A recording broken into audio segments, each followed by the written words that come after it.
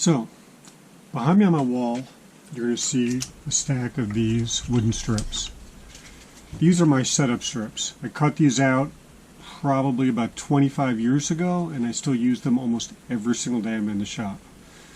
You'll notice that they're varying thicknesses and clearly marked 1/16 of an inch, 1/8 of an inch, etc. All in 1/16 inch increments. I cut these out originally with my table saw, and they're made out of poplar. I put a little finish on them to protect them, and then made a little peg for them up here in the wall.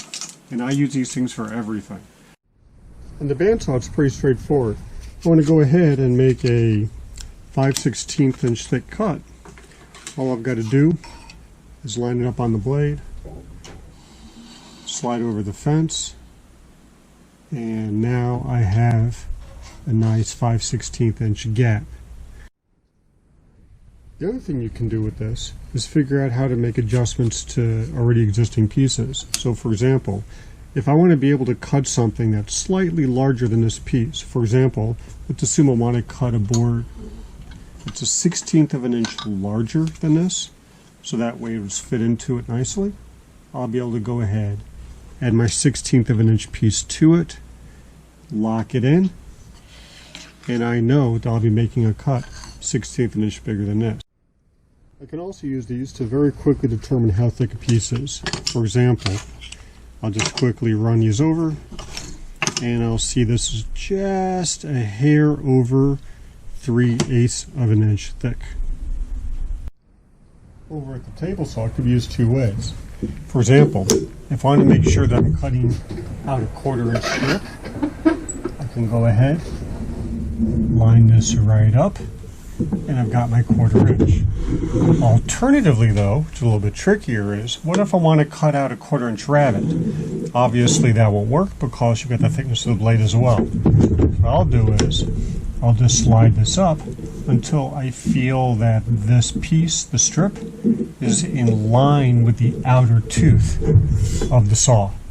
Simultaneously, if I want a 1/4 inch height, I can do the same thing. Put down the strip and lower the teeth until they just line up with the top of the strip.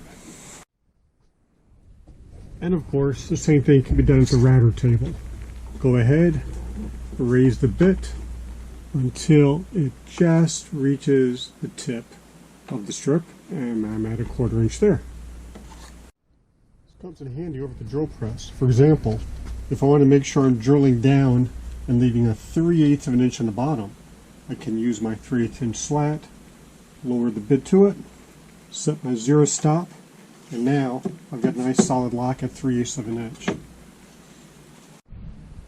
Let's say I want to cut a series of lines in this strip, and I want to make them all 3/8 of an inch difference. I'm able to do that very, very fast using the setup strips.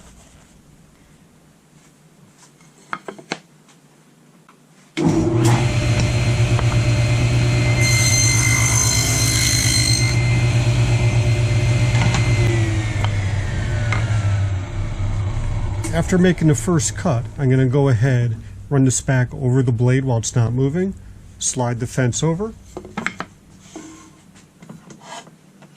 and put my 3/8 inch strip between the piece and the fence. Now I'm ready to make my second pass, and I can do that repeatedly.